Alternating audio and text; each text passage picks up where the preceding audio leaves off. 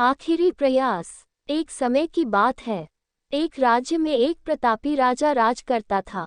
एक दिन उसके दरबार में एक विदेशी आगंतुक आया और उसने राजा को एक सुंदर पत्थर उपहार स्वरूप प्रदान किया। राजा वह पत्थर देख बहुत प्रसन्न हुआ। उसने उस पत्थर से भगवान विष्णु की प्रतिमा का निर्माण कर उसे राज्य के मंदिर में स्थापित करने का निर्णय लिया और प्रतिमा निर्माण का कार्य राज्य के महामंत्री को सौंप दिया। महामंत्री गांव के सर्वश्रेष्ठ मूर्तिकार के पास गया और उसे वो पत्थर देते हुए बोला, महाराज, मंदिर में भगवान विष्णु की प्रतिमा स्थापित करना चाहते हैं।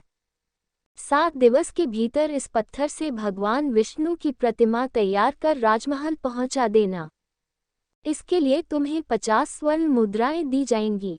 स्वर्ण मुद्राओं की बात सुनकर मूर्तिकार खुश हो गया और महामंत्री के जाने के उपरांत प्रतिमा का निर्माण कार्य प्रारंभ करने के उद्देश्य से अपने औजार निकाल लिए।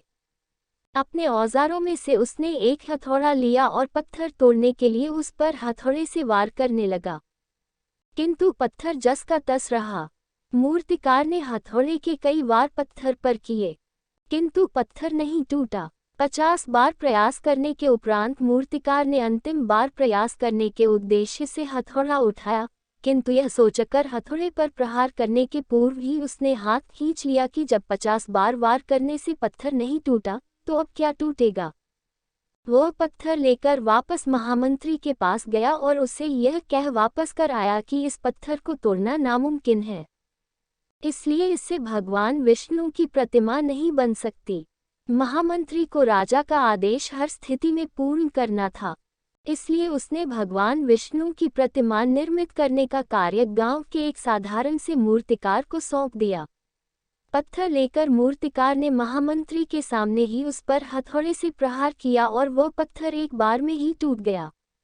पत्थर टूटने के बाद मूर्तिकार प्रतिमा बनाने में जुट गया। इधर महामंत्री सोचने लगा कि काश पहले मूर्तिकार ने एक अंतिम प्रयास और किया होता तो सफल हो गया होता और 50 स्वर्ण मुद्राओं का हकदार बनता। सीख। मित्रों, हम भी अपने जीवन में ऐसी परिस्थितियों से दो चार होते रहते हैं।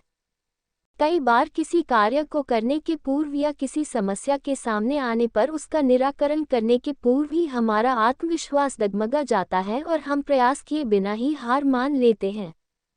कई बार हम 1-2 प्रयास में असफलता मिलने पर आगे प्रयास करना छोड़ देते हैं, जबकि हो सकता है कि कुछ प्रयास और करने पर कार्य पूर्ण हो जाता या समस्या का समाधान हो जाता। यदि जीवन में सफलता प्राप्त करनी है तो बार बार असफल होने पर भी तब तक प्रयास करना नहीं छोड़ना चाहिए जब तक सफलता नहीं मिल जाती।